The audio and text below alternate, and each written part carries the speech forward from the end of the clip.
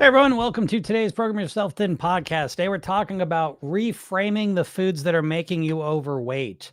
A lot of times when people want to lose weight, they immediately start fighting against the foods that they know are the main problem. This could be ice cream, pizza, cookies, chips, it could be any number of things. You know what your challenge foods are, okay? And so typically when you want to lose weight, what you're going to say is, I got to eat less of those. But this is setting you up for failure because subconsciously you have a perception of those foods and an association to them. So you think about those foods in a certain way and they create a pleasure-based feeling when you think about them. And subconsciously what happens is every time you think about these foods, it propels you to eat them, right? It starts to trigger a process that causes you to crave them and then ultimately eat them. So what you're doing when you're dieting is you're not touching any of that. You're not reframing it. You're not thinking about the food differently. You're not changing the way you feel about these foods. You're keeping all that the same. So the cravings for those foods is the same. The way you think about them is the same, but you're just going to try and fight against that. And so this becomes one of the core reasons why you fail to lose weight, because you can't fight against your mind. You cannot win against your subconscious mind because the way it just naturally thinks about these foods, it's always generating cravings for it. And so you always have to be on guard and be at your best to fight against those. Very bad way to approach your weight loss. So the alternative is that we go into the subconscious mind and reframe how we think about these foods. Because when you think about these foods differently, now you feel differently about them. And now all of a sudden your craving for them goes way down. And now you don't need willpower to fight against them. The craving just begins to dissipate. This is the path of mastery. This is the way you truly succeed with changing your weight long term, is reframing the foods. Another way to put this is that your mindset does the heavy lifting rather than willpower. And if you're watching this, you're probably a non-smoker. Okay. If you are a non-smoker, I want you to notice that you're not a non-smoker because you're constantly fighting off cravings for cigarettes. You're a non-smoker because when you think about cigarettes, you don't generate cravings for them because you think they're disgusting or they're gross or they're deadly. And so because of the way you think about the cigarettes, it doesn't cause any cravings for them. So you don't have to fight against any cravings for them. So we can do the same thing with the food. It's just that your entire life, you've been constantly conditioned to create strong cravings for these foods rather than to see them for what they truly are. So there are a number of ways to reframe these foods, but probably the most powerful reframe that you could focus on with whatever food you're struggling with, it does not matter. Okay. Pick whatever food you are struggling to eat less of or to avoid. And the secret to changing how you feel about it is to change how you're thinking about it. And the key shift in how you're thinking about that food is to stop exclusively focusing on the anticipation and consumption of the food. You have been focusing on the pleasure you get from looking forward to and eating the food. And that is the primary way you think about that food. You think about getting it, you think about the first few bites, eating it, the enjoyment and pleasure you get out of that process. And because that's how you primarily think about it, it drives your cravings up for it. So the secret is to stop focusing only on the anticipation and consumption of the food, the pleasure of it, and start focusing on the consequence of it. And the consequence phase, this 5 seconds after you take your last bite. So if you start focusing, now this is a natural part of it every time you do it. Every single time you make a food decision, there's the anticipation of it, the consumption of it, and then the consequence phase of it. You have been conditioned your whole life to focus exclusively on the anticipation and consumption. Ignore the consequence. But once you start paying attention to the consequence that starts 5 seconds after you take your last bite, everything begins to change because now you start to see the truth of the matter. You see the fuller process of what's going on here. Because 5 seconds after you take your last bite, now all of a sudden there's the mental, emotional, physical effects of it. All of a sudden you start getting upset with yourself that you did that. You start beating yourself up. You start feeling frustrated, guilty, ashamed, irritated. You start feeling really full, lethargic, tired, heavy. And this consequence phase lasts from 12 to 24 hours. So you get 5-10 minutes of pleasure and you get hours and hours and hours of pain. As you start to reframe your foods this way, you start to naturally feel differently about them, and that causes you to make different food choices. And this is the real secret to changing your weight. Now, I want to be clear, you can still eat your favorite foods. You can still eat the foods that give you pleasure, but the secret is to eat them more moderately so that you can eat them and still have the body that you want to live in. That's the secret to weight mastery. And if you want to go deeper into this process, click the link in my bio or go to Program Yourself. Then go get the free hypnosis session, watch the video I made, and read the emails I send you. They're all going to help you do exactly what I've just been talking about. So hope this helps you out.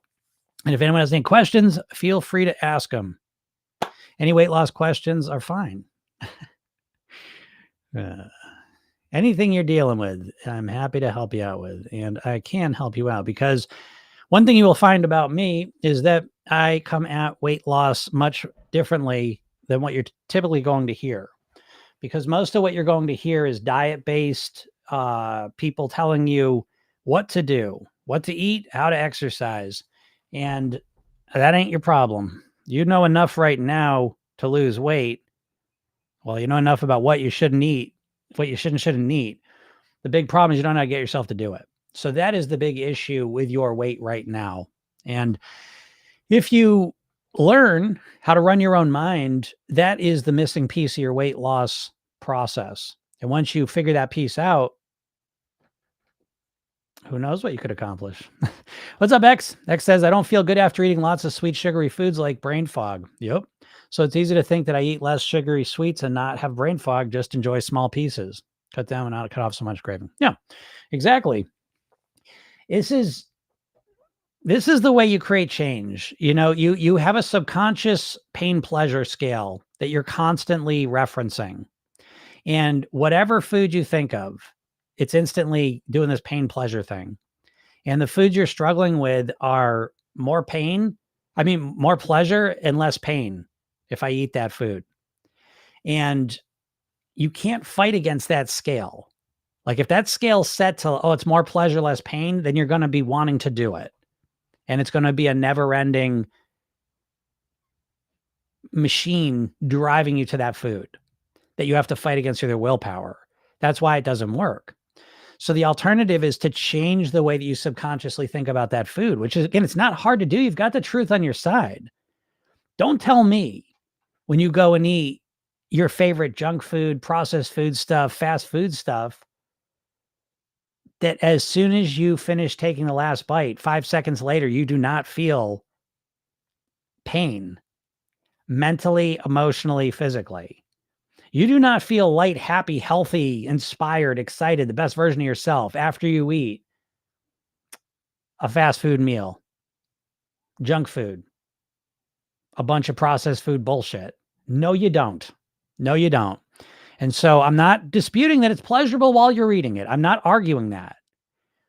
But you do not feel pleasure when you take the last bite. 5 seconds after you take the last bite, you're not in a state of pleasure. You're quickly moving into a state of pain. And this is the truth. I've never seen anyone that will argue with me that I feel great after eating fast food shit, junk food. I never hear anyone tell me that. So if that's the truth, all we need to do is refocus ourselves on it. You don't have to bullshit yourself. You just have to change the way that your mind is processing the foods in your life. That's an easier process. That takes a little more work in the beginning, a little bit, but it saves you a lot of effort in the long run. So, Melancholy says, I never say I'm a smoker, hence I don't give any mental space to cigarettes. I do say I'm a chocoholic and my brain does stuff with that. Yeah. Saying I'm a food addict seems like a dangerous mental framework if a person wants to change. Even the words relationship with food seems like a bit too much for the brain. Yeah. I don't disagree with that, Melanie or Melancholy. Yeah, I think that's very true. I mean, you know, and what you're talking to, we talk about in the program, like, is really your identity, how you define yourself as a person. And how you define yourself as a person has tremendous power in your life and how you think about things, what you feel, and ultimately what you do. And so, yeah, I think, yeah, saying you're a chocoholic is bad news. You don't want to be saying that, just so you know. But I am, Jim. But I am. Are you? You know, Wait, let's dissect that. I bet you're not as much as you think you are. I bet we could change it. But yeah. A food addict too. Food addict, I'm very sensitive to that because I think the second you define yourself as a food addict is very limiting, I think, in a lot of ways. And I'm not saying that no one should, because I think everyone's unique and different. And the number one rule of program yourself then is that there's no right or wrong. There's only what works for you. So if you defining yourself as a food addict supports and helps you, then knock yourself out. But I have found more often, as I've worked with a lot of people that have done that, because they've come out of Food Anonymous, is that it becomes more limiting. Because in my opinion, the abstinence model of, like AA, Alcoholics Anonymous, or NA, or any of those, it's an abstinence-based model. And that works very well with substances. But I have found that it does not seem to work very well with food at all, because food is unique because you're not going to give up food. So in my opinion, there are absolutely parallels between the anonymous programs and losing weight, but I don't think it's a direct one. And I think I have found people get better results without the label of being a food addict and instead learning how to moderate and manage the food more effectively. But I know some people resist that idea, so do whatever works best for you. X says, true bloating after tasty processed crispy snacks. Yeah, of course. You feel like shit after these foods, folks. You've just been trained not to focus on it. It's just straight hypnosis. I just wish everyone understood hypnosis like I did. It's just very helpful to make sense of the world.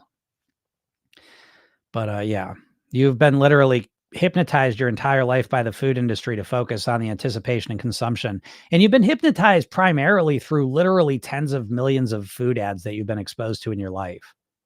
Like, it's probably over your life, the most intensive programming that you've received, at least easy top 3, is your food programming by the food companies. And it's crazy to me, in a country that it has a 74 to 5% obesity overweight rate for their adults. Well, is it the carbs? Well, is it the sugar? Well, is it because we're not moving as much? Well, what could it be? What could it be? Such a mystery. Such a mystery why most of the population is overweight and obese and cannot change it no matter how hard they try. I'm not saying it's only the tens of millions of ads that we've all been exposed to our lives, conditioning us to eat this bullshit and to think of it a certain way, but I'm certainly saying it's a big part of it. How could you not think that? What are you, impervious to?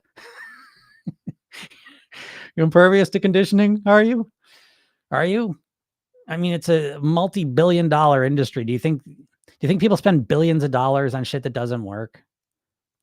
So, anyways, if it works one way, it works the other way, is the point I'm trying to say. The thing is, you've never been taught about hypnosis and how to run your own mind. And so you're at the mercy of people that do. And it is my job to come here every day and try and show you that if you learn how to run your own mind, that is how you get the weight loss results you're looking for.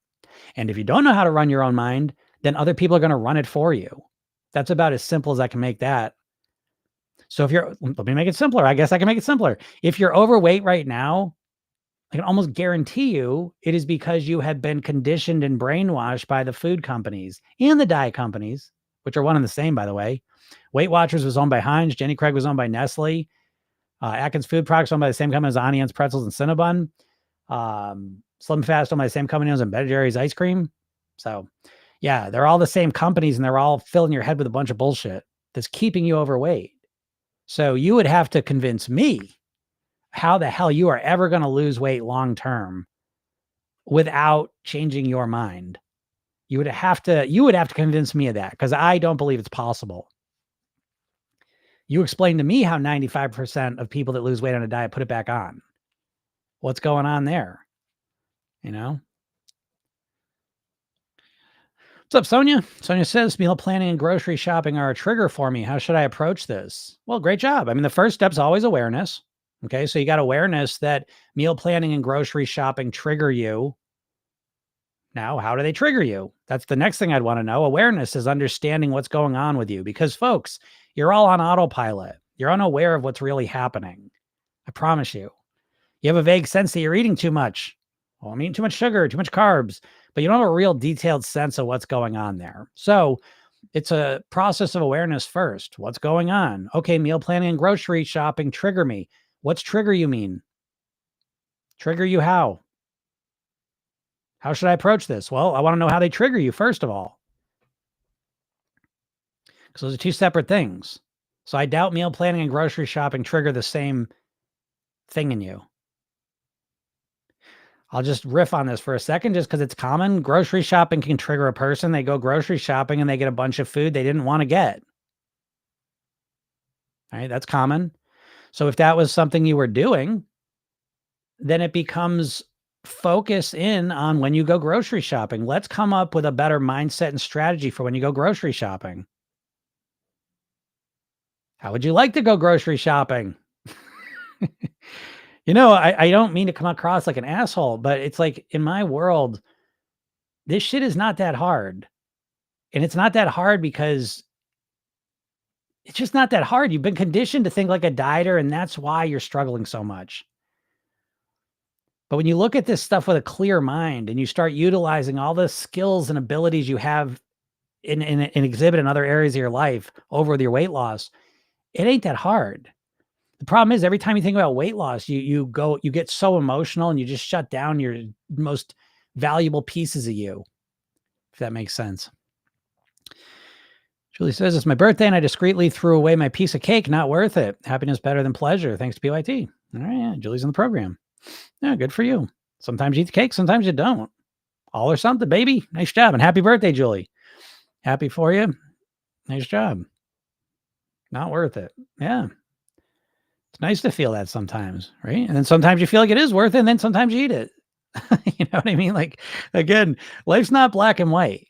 Life is gray, and there's a lot of factors that are going to impact what you do and how you feel in the moment. I wish y'all would get that, and make your life a lot happier, probably. Professional Killjoy, how's it going? Been dealing with a terrible depressive phase for months. Usually gained 30 pounds during that. Down 10 and only binged once. That's a huge improvement for me. Hey, Professional Killjoy, congrats. That's tremendous. Tremendous. I'm sorry to hear you had a depressive phase for months. But again, what I was just talking about, all or something, another piece of that, I think a huge piece of mastering your weight is being able to handle the downtimes. That's why Program Yourself Thin is an all or something mindset based system. Your diets are all or nothing, right? You're either doing 100% or you're not doing it all. That's a recipe for failure. So in Program Yourself Thin, we're all or something.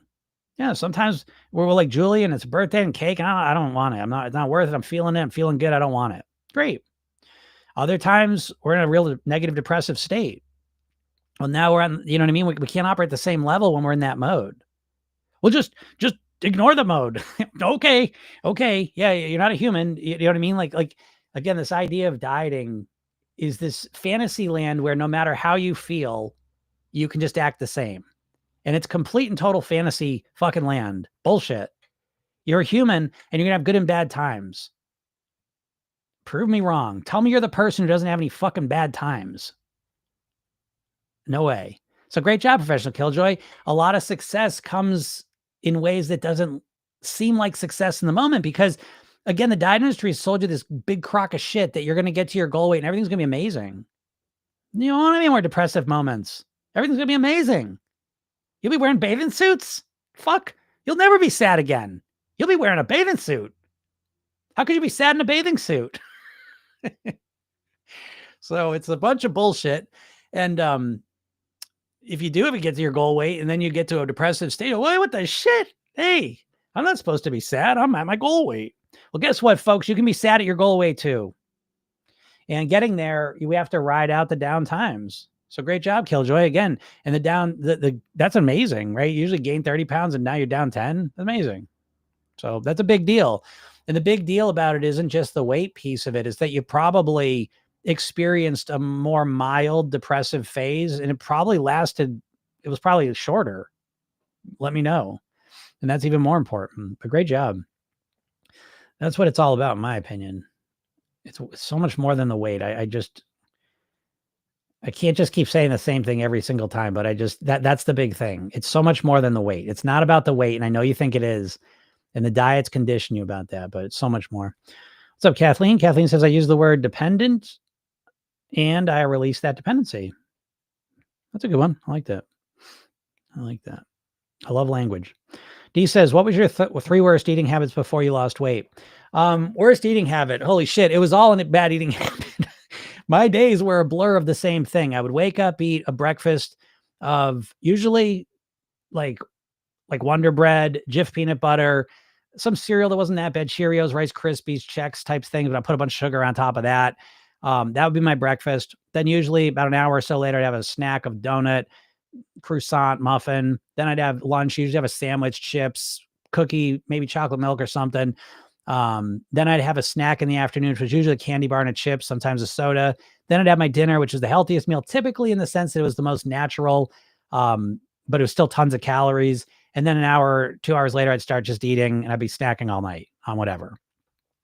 So my first worst eating habit that I focused in on was snacking at night. That was the first one I really took aim at and focused on for months, and eliminated. Then I started working on cleaning up my breakfast. Then I started working on reducing my dinner portion sizes. So those are probably the big 3. And then I just I keep improving. And I can say now, I mean, the most recent biggest shift I made is have a salad. So it wasn't a worst. I mean, they kept getting progressively better and better and better, my habits. But the biggest shift in my eating habits was adding the salad into my lunch. Kathleen says it's changing your relationship to whatever you're abusing. Yeah, absolutely, Kathleen. Yeah, changing your relationship to whatever you're abusing. Yes, I like that. How does it work? What do you think of Ozempic? I mean, I don't think a lot of Ozempic. I'm not against it, because I think that, again, it's not for me to decide. And I think it's effective, in terms of weight loss. I think it's probably the most effective thing out there, short of gastric bypass surgery, in terms of what most people understand. But in my world, program yourself thin is miles better. I mean, I'm obviously biased, but, the idea is, let's just say you do program yourself thin and you learn how to master your weight, meaning you learn how to master your mindset, your lifestyle, and your eating behaviors. You customize your lifestyle around the things that make you feel the best. You customize your eating plan around who you are, what you like, your favorite foods, and how to eat in a way where you get the most pleasure and the most happiness and are able to live at your goal weight. Okay. So that you become the best version of yourself. Because in Program Yourself Thin, we take your weight loss, wrap it in personal development. So it's not about losing weight primarily. It's about becoming the best version of you possible. And your weight is a piece of that, but it's much bigger. And so on Program Yourself Thin, you figure out how to think, live, and eat like a thin, healthy person so that you can live at your goal weight on near autopilot. And what always ends up happening is once you master your weight and living at your goal weight becomes easy for you, then you tend to move into the personal development phases of it, where you start to really explore, who am I? What are the good parts of me? What are the parts I don't really love? And what do I want to make better? And you use the same strategies that you use to master your weight to start to develop yourself into the person you want to be. So if that works for you, how could that not be a million times better than having to be on a medicine for the rest of your life? Also realize that with Ozempic, there's 12 to 16 months of weight loss and then it stops. And then you're at that level forever and you have to be on that medicine forever. And you're not learning how to master your mindset, your lifestyle, or your eating. You're not learning to be the best version of yourself. You're not mastering all this stuff. So, compared to that, I think it sucks. But, again, it's not for me to decide. My program's not for everyone. And so I think for people that aren't able or willing to do the program yourself thin approach, I think Ozempic, if you're obese or you're struggling with your weight and it's a big problem for you, I think it's fine. It's certainly better than the diets. None of the diets work. So it's better than that. But again, in my world, it's a distant second to program yourself thin and what we can do there. So those are my thoughts on Ozempic and all those medicines. What's up, Kent? Kent said I've dramatically decreased both the frequency and quantity of sweets. Now when my mom makes my favorite pie, I can have a small piece and feel good when I finish. Ken is a genius. You shall listen to him. Ken is legit. He's in the program, and he is a real. I was gonna say, well, what's the word? Hold on, I don't say the wrong thing. But you're like, you took to this like a duck to water. A real natural, we'll say. But yeah, that's the secret. See, that's the difference with programming yourself thin. That's that all or something mindset. That a dieter is going to say, well, I'm going to go to my mom's and she's going to make my favorite pie. I'm going to say, no, mom, I'm not eating it because I'm trying to lose weight. Right. And then how long is that going to last? And what Kent's got here is the same thing I do. And so I go there, I'll have a piece of my favorite pie. It's a small piece and I'm fine. So now I've satisfied my mom. I've satisfied myself and I'm at the weight I want to be. I hope what Ken's saying there, it's obvious and evident what a superior strategy that is to a diet-based one where you're just going to say, oh, no, Mom, I can't eat it. I can't eat it. And then you're all fucking mad. You're all mad. You feel all deprived. Your mom's mad at you. You're mad at yourself. How long is that going to last? Not long is the answer. Professional Killjoy, just knowing I didn't throw my train off the track helped me keep so many other parts of my life on track during that time too. Resisting the all or nothing. Yes. I love that. Professional Killjoy's in the program. Again, it ain't rocket science when you know what to do. It's like, I was thinking this today. I was reflecting on, I remember growing up when I was a kid and Rubik's Cubes were all the craze. I was pretty good at puzzles, like there was other puzzles I remember and I could do them and other people around me couldn't. I was like, oh, look at that. And the Rubik's Cube, I got that. I was, oh shit. I couldn't figure it out. I got so frustrated. I remember I could take a butter knife and I could pry out one of the pieces and then they all fall out and I'd put it back together. But then it was all jangly. You could tell something was up. But anyways, so I tried that thing. I tried it. I couldn't get it. Never found out. Years later, I remember, I'm talking decades later, I saw a video. I see Justin Bieber, the singer, and this guy's like bippity bappity boop did it. I said, what the fuck? I'm like, Justin Bieber can do this and I can't do this. And I said it to my wife. I said, what the fuck's going on? She goes, well, he's probably just following the algorithm. I said, the what? She goes, yeah, it's just an algorithm you follow. Just memorize it and just follow it. I said, what? I didn't know that. And so, yeah, your weight loss is like that. There's an algorithm to follow and it's pretty basic. I mean, it takes a little bit of work, you know what I mean? But it's the algorithm you've never gotten from the diet industry. It's the algorithm that shows you how to think like a thin, healthy person, how to live like a thin, healthy person, how to eat like a thin, healthy person based around you. And once you have that, yeah, it makes everything else easier. Yeah. Killjoy says the blueprint was fantastic. Having a strategy for getting through those downtimes with some kind of quality and consistency. Great job. Super proud of you, Professional Killjoy. And that's it. I will tell you too, you're about to start the funnest part. Because life's a series of ups and downs. And I was just talking, like, I don't mind sharing this. I hate coaches that get out there and they're perfect. I am not perfect. And I just kind of came off, I would say, I'm coming out of a couple month funk, surprising, out of nowhere. Don't know why I was there. Right now, you may not even noticed because again, I've got so much. See, most people think all or nothing, and they think the secret is to spend all their time in all eventually. Like some Monday you're going to start in your all mode and you're just going to be up there forever. That's bullshit. So the real path of change is to realize you're going to be all or something. So hey, do your all thing, knock yourself out. Okay. But then when you don't feel like you can do all, then we go not to nothing. We go back to something. And this is the real path to change, because what happens is over time, when you're just all or something, your something keeps improving and keeps getting closer and closer to your all. And so for me, when I slip into my something mode at this point, you might not even know. I've been here every day. You know what I mean? So it's like when I slip into a little bit of a funk, whatever you want to call it, and it was a couple months, I would say at this point, 'cause I'm feeling myself coming out of it. It was like 3 months of it where I just wasn't 100%, but I have so many things programmed in that my bottom has lowered up. My floor is raised up so much that it's this close to my all. You know what I mean? Like, so, and that's what you're experiencing professional killjoys. That's what happens as you start to really dial in your blueprints. What ends up happening is your floor increases. And that's the secret to success. Not the idea that you're going to all of a sudden one day just be perfect from that point on. That is a bullshit. X says, why do foods taste so good at night as a nighttime snack? It's just same foods taste better than when eating during daytime. Yeah, I mean, I guess that can be true, but there's a bunch of reasons for that. And I wouldn't know until I talk to you, but it depends how hungry you are, what you ate during the day, your sleeping, your stress levels, hydration, your habits. I mean, there's just a lot of factors to that. So I can't say it as a general rule for sure. But there's a lot more information there. Yvette says, I retired in October, gained 15 pounds, working on changes to be healthy.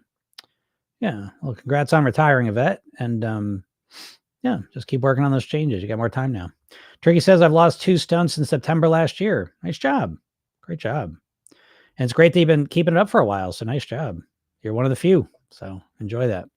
Denise says, as I've aged, I find it's more for my health rather than looking good. Yeah, great job too, Denise. I think you need to balance yourself out. Your entire life, you've been conditioned to associate weight loss with how you look.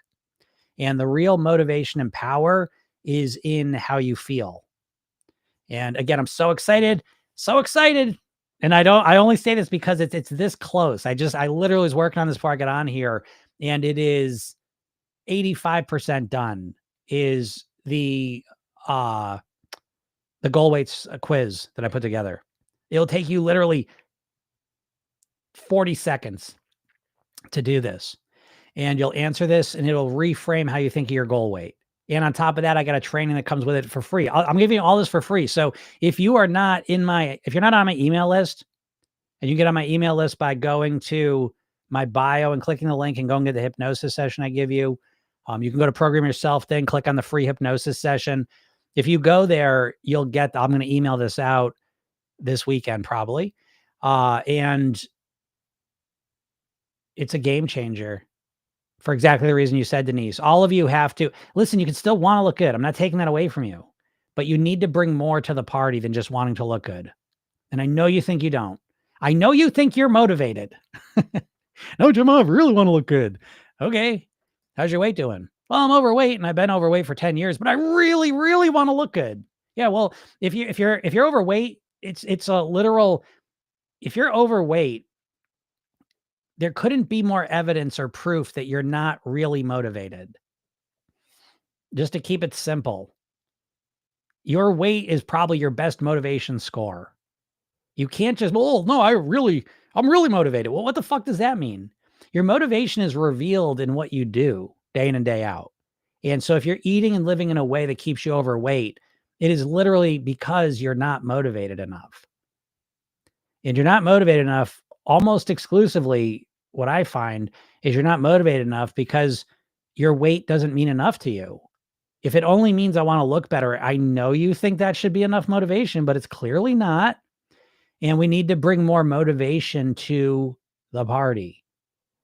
And the way you find more motivation is not to focus more on how you're going to look. Promise you. It's on focusing on how you're going to feel and how you're going to live. To put it in perspective, because I know you still don't believe me, it would be like if I went up to someone who had a substance abuse issue, whichever one, and I said to him, hey, you should stop doing that because you'll look a lot better. Your teeth will be cleaner. Your bags under your eyes will be gone. You'll look so much better. Is that going to work with anyone who's deep in substance abuse issues? Is that motivation going to work for them? And it's not going to work for you either. So anyways, what's up, Vicky? Vicky says, always knew there was more to managing my weight, and my mind and body were involved too. Yes, absolutely. Just didn't realize how huge the mindset is for the long haul sustainability. Yeah, the mindset's everything because your mindset's controlling your weight. Your mindset controls your weight in the background. It's the main thing. Again, if you're a non-smoker, you've got a non-smoker mindset. It's doing the heavy lifting. It's doing most of the work. You're not fighting off cigarette cravings all day long. They just don't exist for you. And you can create a similar reality around your weight with foods that support you being the weight you want to be at. So that you think differently about them so you're not craving them all the time. The reason you're struggling with your weight is because you're constantly craving foods that make you overweight and you don't know how to handle it. Willpower is not the answer. Jesus Christ. It's like if willpower is the answer, you'd already be at your goal weight. And that's the big lie that you're believing, is that you believe your weight issue comes down to you not being able to have the willpower you need. And I'm telling you, it's not. It's because of the mindset that you do not have. And once you change your mindset, it's transformative. Again, I don't know, like, who would argue with that?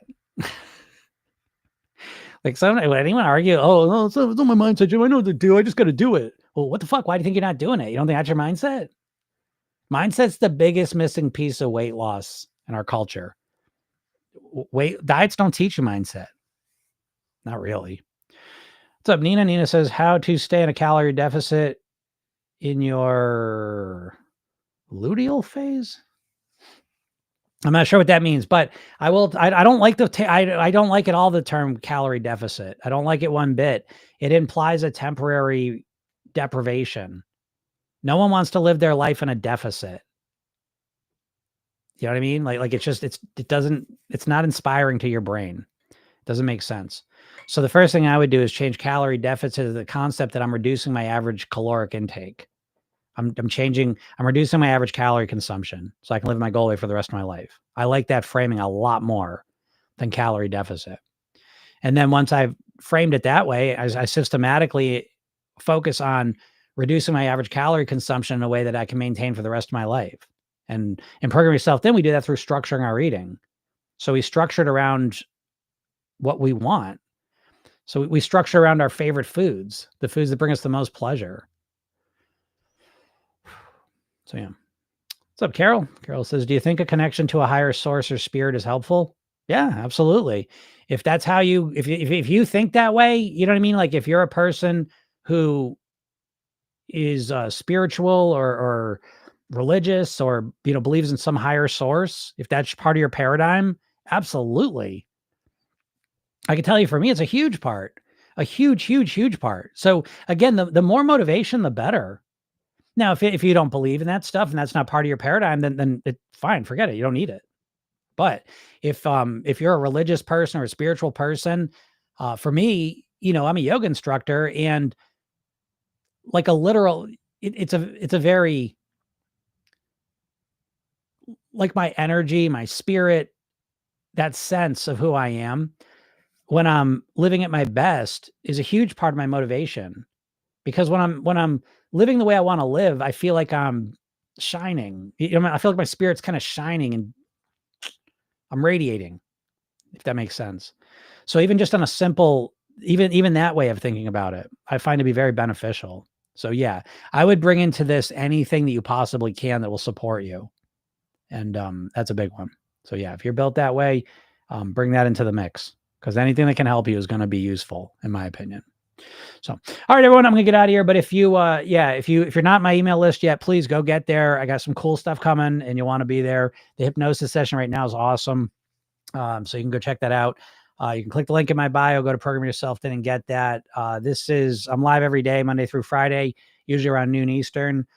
So feel free to hop on here and ask any questions if you have any. And if you miss it and want to watch it, go listen to the replay. It's the podcast is called Program Yourself Thin. It's on all the podcast platforms that are around. So, all right, everyone, have a super day, and we'll talk soon. Bye.